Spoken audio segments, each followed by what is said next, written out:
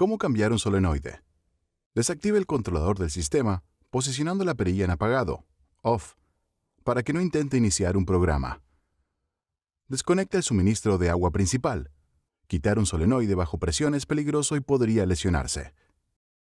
Desenrosque el solenoide, el cilindro con 2 cables, y asegúrese de que el émbolo esté limpio y se mueva libremente. Puede probar el solenoide accionando esa estación manualmente desde el controlador. Vea si el émbolo se retrae al conectarse la energía. Reemplace el solenoide si no funciona correctamente. Vuelva a ensamblar el solenoide en la válvula en el orden inverso de cómo se desarmó. El solenoide debe ajustarse manualmente, sin utilizar herramientas.